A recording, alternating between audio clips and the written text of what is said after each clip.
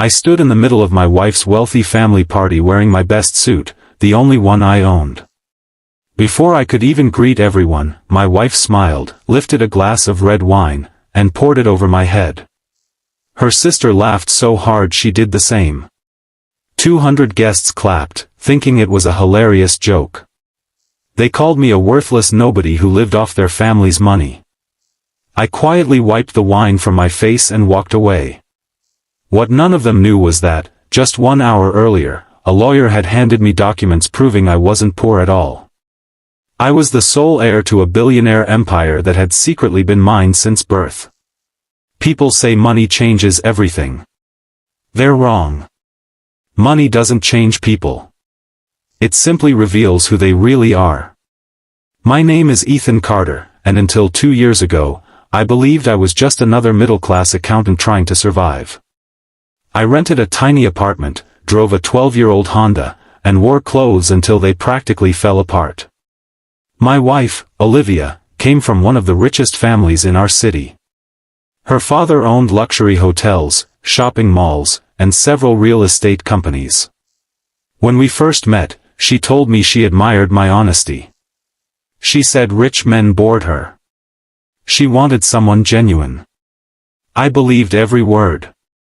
After we married, everything slowly changed.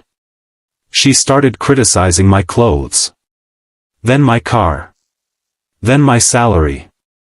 Eventually she criticized me.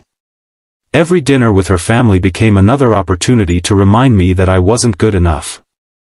Her younger sister, Vanessa, was even worse. She constantly called me discount husband.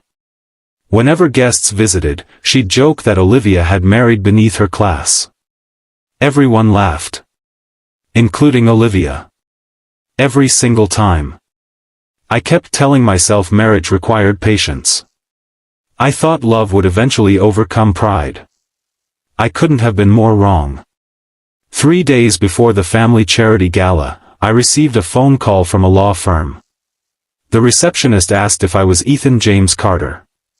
I confirmed. She requested an urgent meeting regarding my biological parents. I almost ignored it. I had grown up in foster care. As far as I knew, my parents had died shortly after I was born. There was nothing left to discover. Still, curiosity won.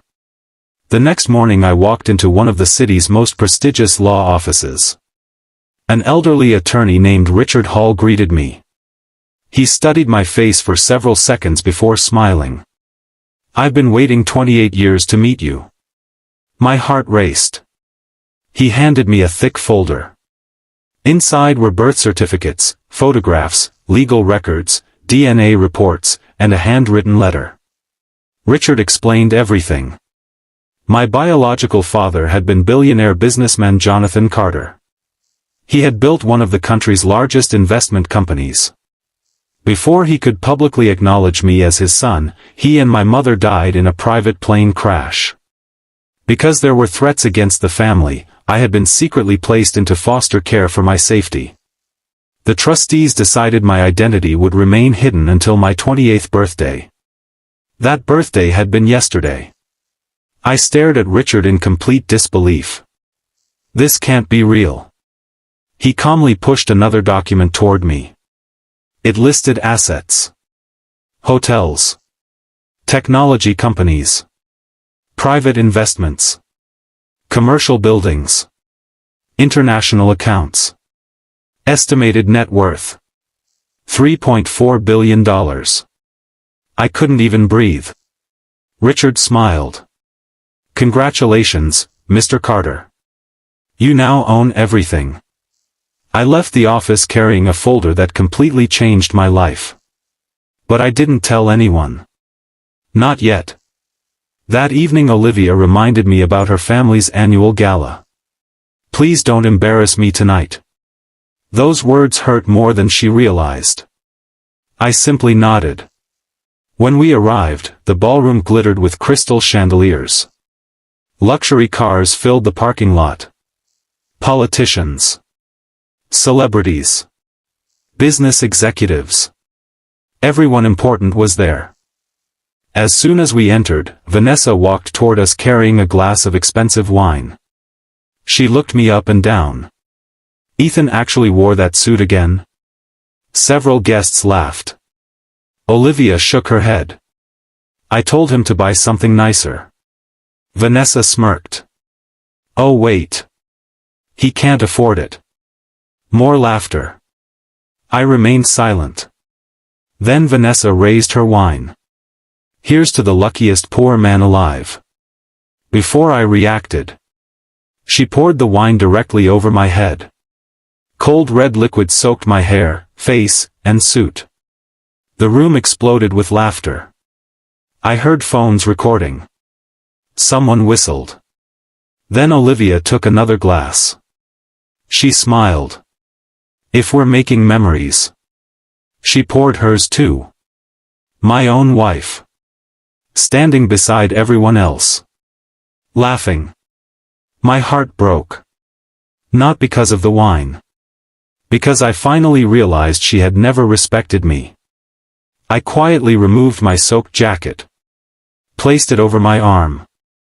Looked directly into Olivia's eyes. And calmly said, I hope tonight was worth it. Then I walked out. Nobody tried to stop me. Outside, my phone rang. Richard. Mr. Carter, the board members are waiting. I'll be there. Half an hour later I entered Carter Global Headquarters. The directors stood as I walked inside. They welcomed me as chairman. For 6 straight hours I signed documents transferring ownership. By sunrise, everything was official. On Monday morning every financial newspaper published the same headline. Unknown heir takes control of Carter Global. Photos of me filled every business website. By noon my phone exploded. Friends. Former classmates. Old co-workers. Then Olivia called. 26 missed calls. I ignored every one. Finally she appeared outside my apartment. She cried before I even opened the door. Ethan, please explain. I handed her yesterday's newspaper. She stared at my photograph. Her face turned white. No. This isn't possible. It is. She started shaking. We didn't know. I know. You have to forgive me. I smiled sadly. You laughed while humiliating me. She fell to her knees. I was stupid. No. You were honest. For the first time. 2 days later her father requested a private meeting. He suddenly called me son. He apologized repeatedly. He even offered business partnerships. I declined everything. Respect offered after discovering someone's wealth isn't respect. It's negotiation. Vanessa tried apologizing too. She claimed the wine incident was just a joke. I asked one simple question. If I were still poor, would you be apologizing? She couldn't answer. Silence answered for her. Months passed. I transformed Carter Global. We increased employee salaries. Expanded scholarship programs. Built affordable housing.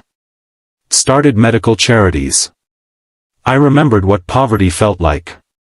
I never wanted others to experience the same hopelessness. One afternoon Richard handed me another envelope. Inside was my father's final letter. He wrote, "If you're reading this, then life protected you long enough to become the man I hoped you'd be. People will judge you by your clothes before they discover your character. Never become the kind of rich man who forgets what dignity feels like." I read those words over and over. They became my life's greatest lesson. Almost a year later I attended another charity gala. This time as the keynote speaker. The same ballroom. The same chandeliers. Many of the same guests. Only one thing had changed. Their attitude. Everyone rushed to shake my hand. Everyone smiled. Everyone suddenly respected me. But I remembered exactly how those same people laughed while wine dripped from my face. Money hadn't changed them. It had exposed them. As I finished my speech, I noticed Olivia quietly standing near the exit. She looked older. Sadder. She wore no expensive jewelry. Only regret. She approached carefully. "I still think about us." I smiled politely. "So do I. I wish I could undo that night." "I know. Is there any chance?" I gently interrupted. "The woman I loved never really existed." She lowered her eyes.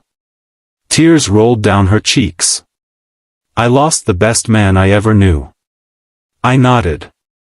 "You didn't lose me the night I inherited billions. You lost me the moment you laughed." She whispered. "I'm sorry. This time."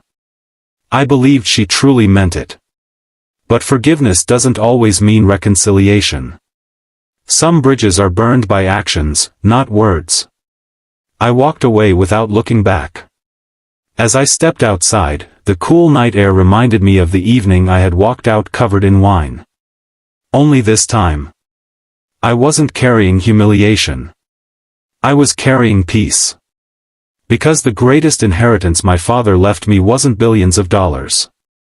It was the wisdom to recognize my worth long before anyone else finally did.